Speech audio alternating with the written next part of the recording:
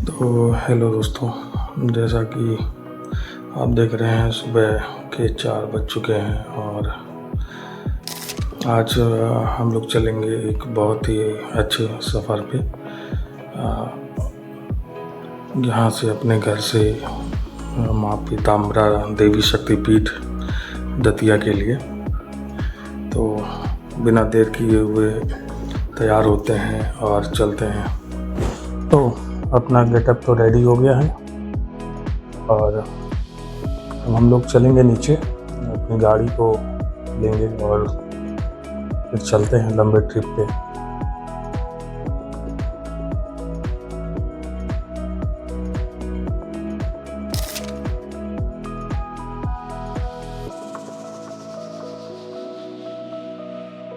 Minute हो रहे हैं तो इसको रात तो नहीं कह सकते हैं, मॉर्निंग ही है, लेकिन फिर भी मैं देख रहा हूँ कि ज़्यादातर रोडें खाली हैं, लोग सो रहे हैं।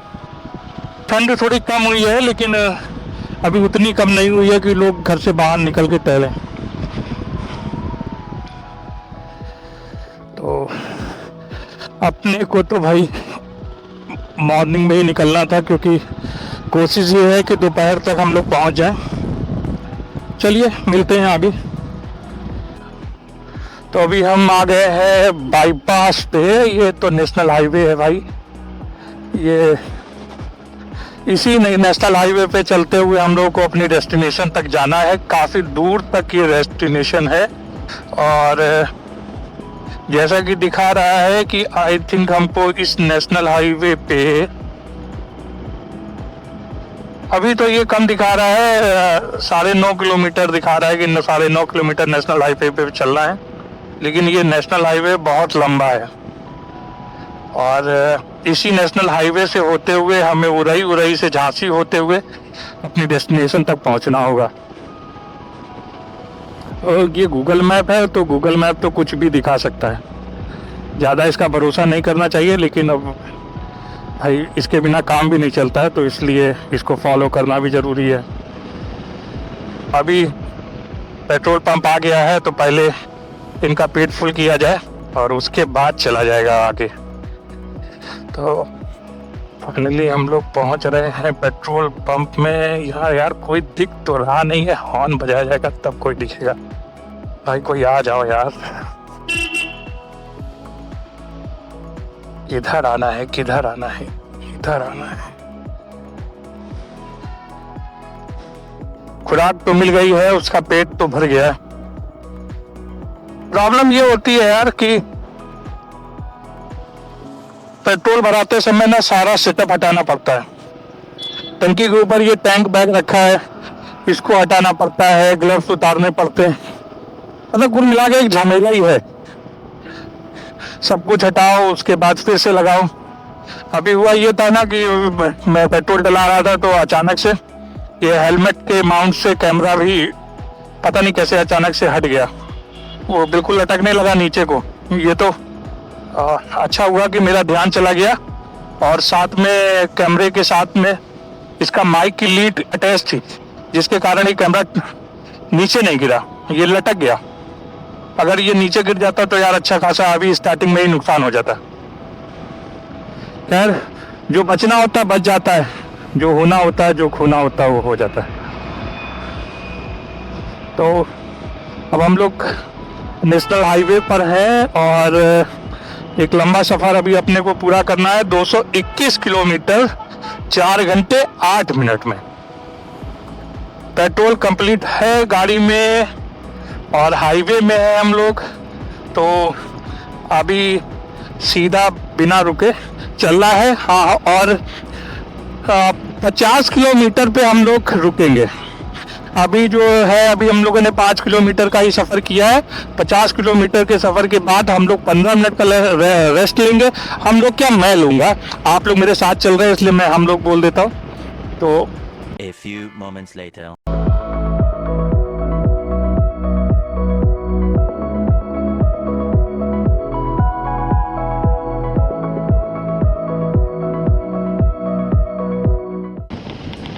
सामने अभी पुल आने वाला है, अभी देखते हैं किस नदी का ये पुल है। आई थिंक मुझे तो ये यमुना जी लग रही हैं। और कालपी अब 1 किलोमीटर रह गया है यहाँ से। और यहाँ पे बोर्ड लगा होना चाहिए था कि किस नदी का ये पुल है, लेकिन अभी यहाँ पर बोर्ड तो कोई दिख नहीं रहा है गाइस। और आई थिंक मुझे तो ये यमुना जी का पुल ही लग रहा है, और हो भी सकता है ये यमुना जी हो सकती है, क्योंकि इतना बड़ा जो क्षेत्र है ये यमुना जी का ही होगा। क्योंकि कोई नॉर्मल नदी होगी ना तो इतना बड़ा फैलाव नहीं हो सकता है उस नदी का। या तो गंगा जी या तो यमुना जी। गंगा जी का तो फैलाव बहुत ज़्यादा है। अगर आप कानपुर का पुल क्रॉस करें या कहीं का भी आप पुल क्रॉस करें तो गंगा जी की जो चौड़ाई है ना वो बहुत ज़्यादा है, और यमुना जी की चौड़ाई थोड़ी सी कम है, लेकिन इनकी गहराई ज़्यादा रहती है। तो ये आई थिंक यमुना जी का ही पुल मुझे लग रहा है। और हो सकेगा तो आगे अभी बोर्ड और भी है, शायद उसमें लिखा हुआ दिख जाए कि ये किस नदी का पुल है। लेकिन लोकेशन बहुत अच्छी है यहाँ की। ये सारा बीहड़ का इलाका है, तो ऐसे छोटे छोटे टीले आपको दिखते रहेंगे। झांसी 140 किलोमीटर है, कालपी आधा किलोमीटर रह गया है यहाँ से। गाइस कालपी क्रॉस करने के बाद ये अपना दूसरा टोल आया है, और इससे भी हम लोग साइड से होकर निकल जाएंगे। छोटा टोल है तो ये हाईवे झांसी का, लेकिन इसकी रोड जो है वो उतनी चौड़ी नहीं है। मैं उधर गया हूँ आगरा हाईवे पे, जो कानपुर से आगरा के लिए इटावा के लिए हाईवे जाता है मथुरा के लिए, तो वो काफ़ी चौड़ा है। और ये जो हाईवे है ना ये उतना चौड़ा नहीं है। ये लगभग 2=4 लेन का ही हाईवे है। ये एक साइड में 2 लेन है, दूसरे साइड में भी 2 लेन है, तो टोटल 4 लेन का हाईवे है ये। लेकिन जब आप उधर जाते हो आगरा हाईवे पे, कानपुर से आगरा हाईवे या कानपुर से इटावा हाईवे, तो वो 6 लेन है, कहीं कहीं पे 8 लेन भी हो जाता है। वो काफ़ी चौड़ा रोड है। और दूसरी चीज़ क्या है कि वहाँ की रोड की क्वालिटी भी अच्छी है। यहाँ पर देखिए जगह जगह पर गड्ढे भी हैं, कई जगह बाइक को स्लो करना पड़ रहा है गड्ढों के कारण। ऊबड़ खाबड़ रोड भी है, ऐसा उधर नहीं है। अब ये इधर क्यों नहीं डेवलप हुआ है इतना? बुंदेलखंड वैसे भी बोला जाता है कि बुंदेलखंड पर ज़्यादा कोई ध्यान नहीं देता है, तो लोग ऐसे ही छोड़ देते हैं। अविकसित एरिया है, इसीलिए काफ़ी समय से बुंदेलखंड को एक अलग राज्य बनाने की डिमांड चल रही थी। कई पॉलिटिशियन ऐसे हैं जो बुंदेलखंड से बिलोंग करते हैं, और वो चाहते ये हैं कि बुंदेलखंड को यूपी से अलग कर दिया जाए और उसको एक अलग राज्य बना दिया जाए। तो अलग राज्य बन जाने से उनको ऐसा लगता है कि यहाँ पर जो डेवलपमेंट है वो तेज़ी से हो पाएगा, क्योंकि बुंदेलखंड की ज़्यादातर जो एरिया है वो जंगल से बिलोंग करती है। जहाँ पर बीहड़ है और खेती लायक जो ज़मीनें हैं वो है। रिहायशी एरिया बहुत लिमिटेड है बुंदेलखंड में। और आप ये भी कह सकते हो कि जब ऐसी चीज़ें हैं तो प्रकृति है यहाँ पर, और जहाँ पर प्रकृति होती है तो वहाँ पर थोड़ा सा विकास तो यार चाहिए। हाँ, इंडस्ट्रियल विकास नहीं, लेकिन हाँ रोडों की कनेक्टिविटी अच्छी होनी चाहिए कि जिससे कि लोग आकर प्रकृति का आनंद ले सकें। झांसी 126 किलोमीटर है यहाँ से, ग्वालियर 223 किलोमीटर है, उरई 11 किलोमीटर रह गया है यहाँ से। और यहाँ से आप अपने को टर्न लेना है लेफ्ट की तरफ। आई थिंक उरई के लिए ये सामने जो रूट जाता है ये उरई शहर के लिए जाता होगा। तो हम लोग हाईवे से बाहर चलेंगे। हाँ, ये उरई शहर के लिए है, जो मेरा अंदाज़ा था वो सही था। और अभी हम लोग बाहर यहाँ से निकलेंगे। शहर जा सकते थे, लेकिन मेरा मैप जो है ना वो ऐसा कुछ बता नहीं रहा है कि उरई शहर के अंदर से जाना है। तो जब बता नहीं रहा तो मैप को ही फॉलो करते हैं यार, क्योंकि कोई मतलब नहीं है कि जो मैप रास्ता ना बताए उसको आप ले लो और जाके आगे भटक जाओ। तो अभी मैंने झांसी हाईवे को छोड़ दिया है, क्योंकि झांसी हाईवे से जब हम लोग पीताम्बरा देवी की तरफ जाते हैं तो वो रास्ता बहुत ही लंबा है। तो एक ये शॉर्टकट है, झांसी से पहले एक एरिया पड़ती है मोट, तो मोट से सीधा पीताम्बरा देवी जाने के लिए, दतिया जाने के लिए एक शॉर्टकट है। रोड तो ज़्यादा अच्छी नहीं है, कनेक्टिविटी ठीक है, और जगह जगह पर कई जगह रोड बनने का काम तो चल ही रहा है, लेकिन ये शॉर्टकट है और इससे कम से कम आई थिंक 50 किलोमीटर्स का तो अंतर होगा, क्योंकि जो झांसी है ना तो एक दूसरा ही रास्ता है। आप बिल्कुल अलग कट के जाएंगे झांसी, झांसी से घूम कर फिर दतिया आएंगे, और ये मोड़ से बिल्कुल सीधा रास्ता दतिया के लिए जाता है। तो मैंने अभी तो ये शॉर्टकट ले लिया है और इसमें मुझे 49 किलोमीटर्स की डिस्टेंस को कवर करना है दतिया के लिए।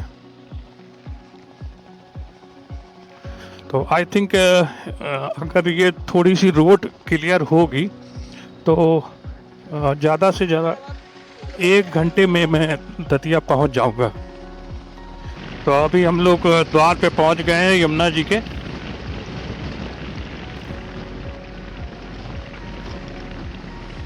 यहाँ से स्टार्ट होती है यमुना जी। मैं सामने लिखा हुआ है ग्वालियर 105 किलोमीटर है, पीताम्बरा पीठ दतिया 33 किलोमीटर है। और भाई ये जो नदी है इसका पुल देखने लायक है। आप पुल देख के गजब है यार। लोकेशन देखिए, इधर की लोकेशन पहाड़ है, पहाड़ के बाद एक ये मतलब इसकी ऊंचाई भी बहुत कम है, छोटा सा पुल है, सकरा है और इसकी जो ऊंचाई है वो बहुत कम है, लेकिन लोकेशन इतनी प्यारी है कि क्या बताऊं मैं आपको। तो भाई पुल तो क्रॉस हो गया है, अब चलते हैं आगे। अब यहाँ से दतिया टोटल 25 किलोमीटर्स रह गया है। सामने काऊ माता, काऊ माता, काऊ माता, इनका भी अलग ही है भाई। इनकी पूरी रोड है, आपको बच के चलना है, अगर आप टकरा गए तो चोट आपको लगेगी।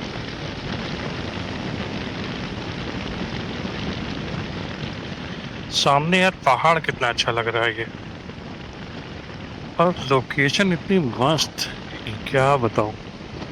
कभी कभी तो कहते मन करता है कि यार ऐसी जगह लोकेशन पर एक अपना छोटा सा घर हो, एक फार्म हाउस हो और वहीं पे रहने लगो। तो गाइस मैं यहाँ इसलिए रुक गया था क्योंकि ये लोकेशन थोड़ी सी मुझे अच्छी लग रही थी। ये तालाब है और तालाब के साथ साथ ये कोई मंदिर है, पुराना लग रहा है, प्राचीन लग रहा है, और थोड़ा सा नया भी इसको डेवलप किया गया है।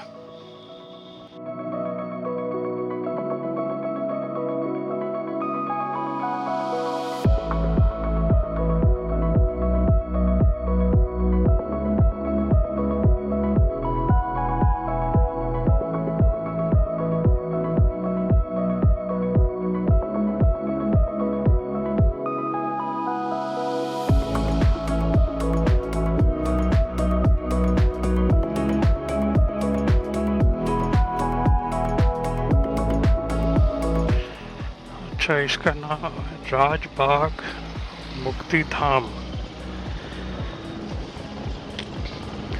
अभी हम लोग फाइनली एमपी में चल रहे हैं और ये एमपी का हाईवे है, स्टेट हाईवे, जहाँ से अब हम दतिया के लिए पहुँचने वाले हैं। और लगभग 1 किलोमीटर, दतिया यहाँ से लगभग 1 किलोमीटर बस है, यानी कि हम लोग दतिया पहुँच ही गए। और आई थिंक ये दतिया ही है, क्योंकि 1 किलोमीटर मंदिर दिखा रहा है, तो ये एरिया दतिया ही है।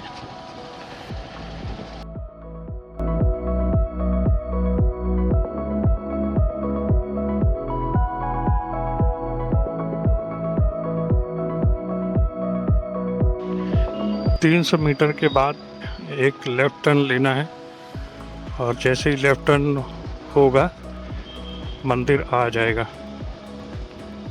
तो ज़्यादा समय नहीं लगा, हम लोग बहुत जल्दी ही दतिया पहुंच गए हैं। घर से जो चले थे उस हिसाब से तो ऐसा लग रहा था कि दोपहर में 12-1 बज जाएगा दतिया पहुंचते पहुंचते, लेकिन हम लोग जल्दी दतिया पहुंच गए। और पूछ लेता हूँ किसी से।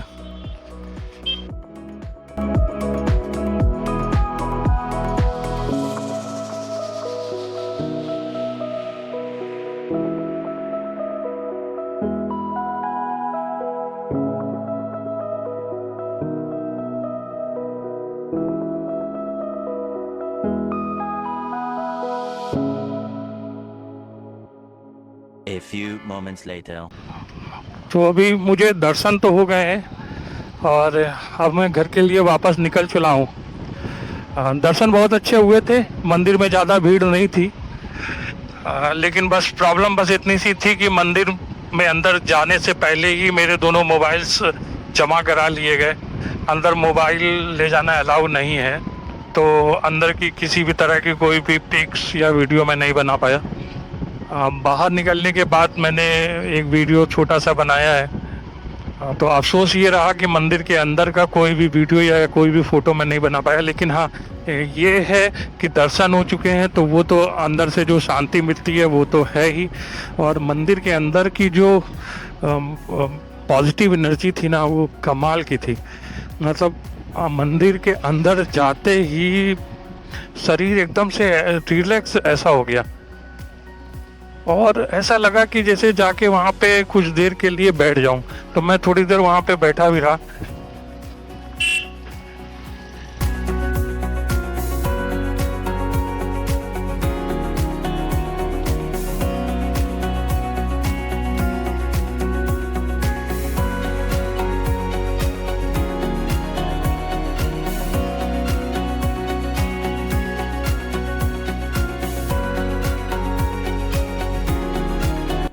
अब सामने आ गया है भंडेर, और ये भंडेर की मैं आपको खासियत बताऊं कि जब जा रहा था मंदिर, तो गूगल मैप ने भंडेर में एक अंदर एक अलग ही रास्ता मुझे दिखा दिया।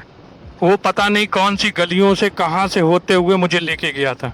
तो अभी भी जब मैं अब भंडेर वापस आया हूँ ना, तो अब मैं गूगल मैप को फॉलो नहीं करूँगा बिल्कुल भी, क्योंकि मुझे पता है कि अब दिन का समय है तो ट्रैफिक ज़्यादा होगा गलियों में, और ये मुझे फिर से वही छोटा रास्ता दिखा रहा है।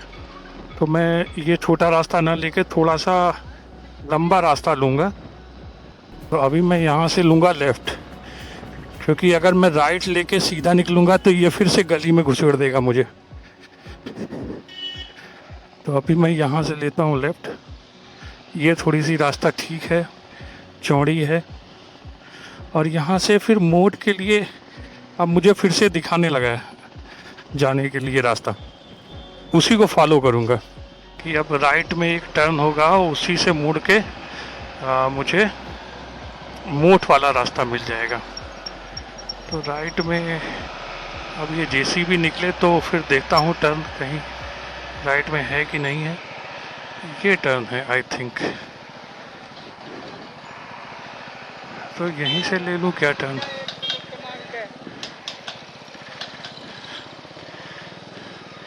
ये किसी गली का रास्ता है क्या? भैया मोट जाने के लिए यही रोड है क्या? यहाँ से मोट जाना है हाईवे? जा रहा है यार। अच्छा आप सही जा रहे हैं। हाँ नहीं, फिर भी गूगल मैप है ना, कोई भरोसा नहीं होता कहाँ से कहाँ ले जाए। क्या ये 15,000 का है? 15,000 का है।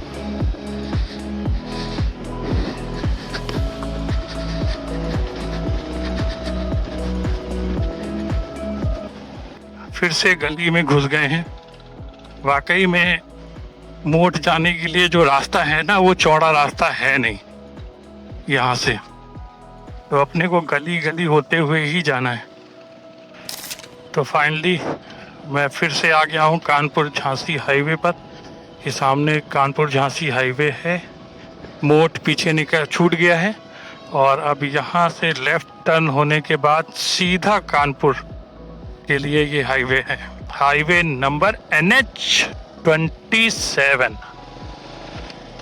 अभी तो ये इसकी सर्विस लाइन है और ये सर्विस लाइन आगे जाके मेन हाईवे पर मिल जाएगी और उसके बाद हम लोग आ जाएंगे NH27 पे। यही NH27 आगे बाड़ा जोड़ पर आगरा मथुरा हाईवे पर मिल जाता है जाके, लेकिन कहा जाए तो यही एक सीधा रास्ता है कानपुर तक जाने का। अब फाइनली हम लोग आ गए हैं NH27 पर। हम लोग यानी आप और हम, आप यानी मैं। और अभी एक होटल दिख रहा है तो यहाँ पर सोचता हूँ अगर कुछ खाने पीने को मिल जाए, लेकिन भीड़ बहुत ज़्यादा है। किसी ऐसी जगह रुकना चाहूँगा जहाँ भीड़ कम हो और खाने पीने को अच्छे से मिल जाए। यहाँ तो ऐसा लग रहा है जैसे बारात लगी हो भाई, और जहाँ बारात होती है वहाँ अपना कोई काम नहीं है, क्योंकि लोग ऐसे घूरते हैं ना जैसे कि कोई अंतरिक्ष से प्राणी चला आया हो। इतने गैजेट्स लगा के किसी भी शॉप में, किसी भी होटल के सामने अगर आप खड़े हो जाओ तो लोग ऐसे देखते हैं कि ये प्राणी आया कहाँ से है, ये हम जैसा तो दिख नहीं रहा है, हमारे जैसे तो कपड़े भी नहीं पहने हैं, इसका हेलमेट भी अलग है, जैकेट भी अलग है, इसके बाकी के सारे कपड़े भी अलग हैं, ये पता नहीं क्या क्या आइटम लगाए हैं अपने शरीर में। तो लोग घूरते हैं, और जब घूरते हैं तो थोड़ा सा ऑकवर्ड फील होता है यार कि मतलब क्या समझ रहे हैं लोग, क्या कहीं और से आया हूँ क्या, किसी दूसरे प्लेनेट से। इसीलिए किसी ऐसे होटल में रुकना है जहाँ पर भीड़ कम हो, जहाँ पर शांति से बैठ के थोड़ा सा नाश्ता किया जा सके। अब उसकी उम्मीद में देखो कितने किलोमीटर तक मुझे चलना पड़ेगा अभी।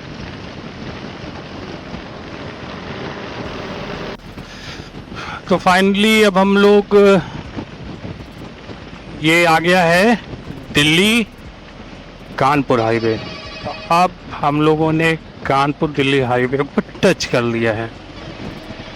आगे 12 टोल प्लाजा पड़ेगा और यहाँ से कॉमन हाईवे हो जाता है कानपुर के लिए, और नेक्स्ट स्टॉपेज सीधा कानपुर ही होता है यहाँ से। तो अब ये टोल जैसे ही क्रॉस करेंगे उसके बाद जो नेक्स्ट एरिया आएगी वो आएगी, उसको बोलते हैं रनिया।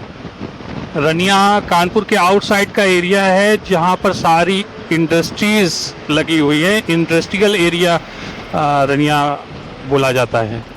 तो कानपुर के जितनी भी इंडस्ट्रीज हैं कानपुर के अंदर, वो सारी कानपुर के आउटसाइड रनिया में लगी हुई हैं। तो अब ये 12 टोल प्लाजा को जैसे ही पार कर रहे हैं उसके बाद नेक्स्ट जो एरिया आएगी वो रनिया आएगी। रनिया के बाद नेक्स्ट अपना किसान नगर है, किसान नगर के बाद फिर सचेंडी, सचेंडी के बाद भौती, भौती के बाद फिर कानपुर शहर चालू हो जाता है। तो फाइनली मैंने भौती को क्रॉस कर लिया है और अब घर की ओर एक और बड़ा कदम बढ़ चुका है। शहर में जब भी आप एंटर होते हैं, आप अपने घर की तरफ जब भी एंटर होते हैं तो कुछ ऐसी एरिया होती हैं जहां जिनको आप टच करते हैं, जहां पर आप पहुंचते हैं तो आपके मन में ये फीलिंग आती है कि फाइनली अब मैं घर पहुंच गया हूं। तो ये एरिया जो है ये उसी टाइप की एरिया है मेरे लिए।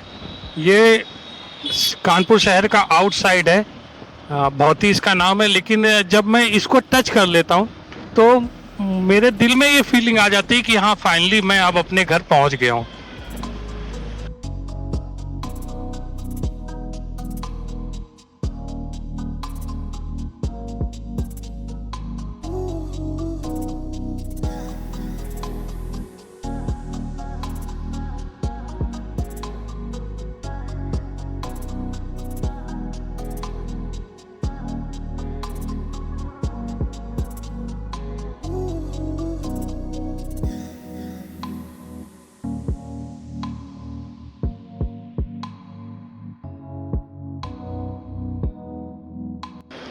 तो अभी सामने एक ये कट है और यहीं से मैं लेफ्ट लेकर कानपुर सिटी की तरफ नीचे उतरूंगा।